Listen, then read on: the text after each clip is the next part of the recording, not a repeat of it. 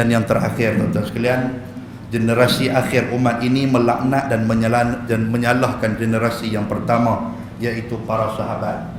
Dia kata para sahabat tu tak betul, macam-macam. Macam hari ni, tuan-tuan, ada satu golongan yang mengkafirkan para sahabat Nabi. Itu Nabi sebut. Ada satu golongan yang mengkafirkan Amru al-As.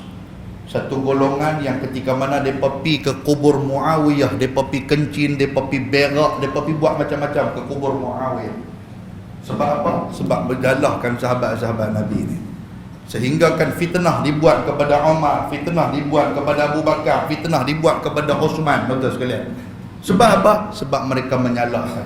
Kita hari ni pula, tuan-tuan sekalian, bila orang kata masjid ni sebenarnya kalau betul-betul kita buat ni elok, kata ni sahabat-sahabat dulu lah, dia salah macam tu pula, tuan sekalian. Itu antara dia yang kadang-kadang kita bercakap, kita tak tengok apa yang kita cakapkan. Maka di saat itu bila 15 perkara ni dah ada dalam kehidupan kita, kata Nabi SAW, Allah Ta'ala akan mendatangkan rihul hamra ataupun angin merah, yang dalam bahasa kita disebut sebagai stroke, penyakit stroke, tuan-tuan.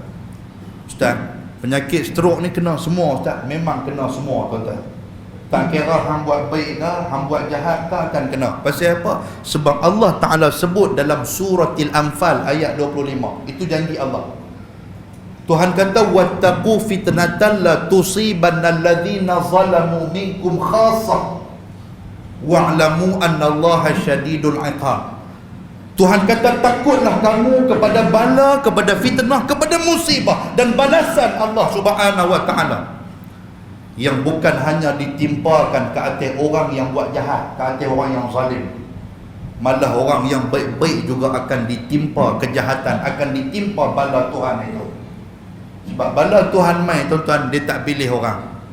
Sebab tu hari ni kita ajak orang yang buat baik. Pasal apa? Takut Tuhan buat mai bala dengan kita hak buat baik pun kena. Sebab tu kita duk pesan kepada orang. Boleh faham tuan-tuan sekalian? Allah Ta'ala pesan kat kita macam tu. Bila bala Tuhan mai, dia tak kira orang. Tuan-tuan, macam mana tsunami di Aceh, sepatutnya bala Tuhan yang mai tu bagi kena orang-orang yang jahat sudah. Pasal apa? Orang yang tidak bersalah juga kena. Kalau tuan-tuan rajin tengok YouTube, tuan-tuan buka tu tsunami di Aceh, tuan-tuan tengok sendiri macam mana ada satu orang mak yang pegang anak dia yang masih kecil 3 orang. Ayah bawa, tuan-tuan, dia pegang anak dia 3 orang sampai kepada satu rumah, dia pegang rumah tu. Terlepas seorang anak dia, tuan-tuan, teriak terlepas ni. Dia jaga 2 orang, terlepas 2 orang, terlepas 3 terlepas, tuan-tuan sekalian. Budak tu bukan ada salah apa pun. Kesalahan tu dibuat oleh orang lain. Orang lain yang minum arak, orang lain yang berzina, orang lain yang buat rompa, orang lain yang makan rasuah, orang lain yang buat benda-benda haram di bumi Aceh tu. Pasal apa budak-budak ni yang menerima bala dan juga bencana? Sebab Tuhan dah habaq dah. Tuhan kata apa? Wattaqu fitnatan la tusibanna alladhi nazalamu minkum khassah. Kalau kau buat mai bala, kau buat mai bencana, semua nanti akan kena. Boleh faham tuan-tuan sekalian? Muslimin dan muslimat yang dirahmati Allah. Dan di saat itu, bukan takat stroke, penyakit stroke tu semakin lama semakin menjadi penyakit biasa kepada kita. Tuhan buat mai juga gempa bumi kepada kita. Tuhan buat mai gempa bumi. Tuan-tuan rajin tengok Jabatan Meteorologi, tuan-tuan tengok. Tak gempa di Malaysia, gempa di gempa di Indonesia. Tak gempa di Indonesia, gempa di Brunei. Tak gempa di Brunei, gempa di Singapura. Semua duk main dekat-dekat kita ya. Tuan rajin tengok, tuan-tuan akan dapat. Dan Nabi kata lagi, Allah Subhanahu wa ta'ala akan mengubah mereka menjadi makhluk yang lain. Dalam satu hadis riwayat Imam At-Tabrani, Nabi kata, wa yakhsifullahu bihimul arda wa yaj'ala minhumul qiradata wal khanazir.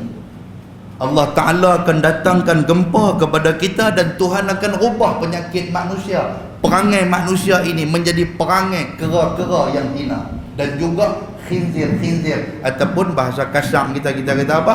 Kita kata ba'alib baya. Hari ini tuan-tuan sekalian, itulah perangai manusia hari ini.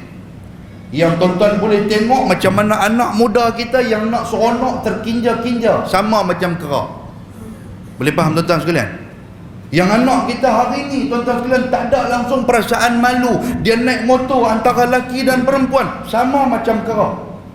Kita pergi zoo Taiping kan, kita pergi, kita tengok kera jantan betina main depan kita. Tengok-tengok depa duk main bersetubuh depan kita. Kita kata apa yang kera ni tak malu lah tu. Kita nak kata apa tu? Kera tengok kita haji, saya kera ke haji kera? Itulah perangai hari ni tuan-tuan sekalian. Perangai kera. Dia kira nak seronok, lepas tu pakaian dia tak malu dah. Kalau dulu tuan-tuan sekalian, kalau anak perempuan dia nak buka kelumbung dia berasa malu, dia nak pakai baju ketat dia berasa malu, pasal bentuk tubuh dia dilihat oleh orang. Tapi hari ni orang tak malu. Dia boleh pakai tudung, dalam waktu yang sama pakai baju ketat, dalam waktu yang sama pakai kain yang ketat. Lalu kot masjid pula tuan-tuan sekalian. Kalau dia lalu lah ni, habis saya ceramah seorang-seorang Allahu Akbar. Boleh faham tuan-tuan? Anak lelaki pula hari ni macam tu, tak ada rasa malu.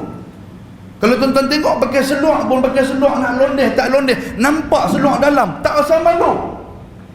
Kita kalau nampak seluar dalam tuan-tuan agak macam mana? Tuan-tuan semayang lah dah pakai kipas besar, sujud Allah, kipas tu dia balon betul kita, kain terangkat tuan-tuan sekalian. Kain terangkat tu nampaklah tempayan kita tu dua ketui tempayan kita duduk belakang tuan-tuan. Tutup seminggu baru main dalam masjid. Malu punya belai. Tapi hari ni semakin malu, semakin lama semakin menipis. Muslimin dan muslimat yang dirahmati Allah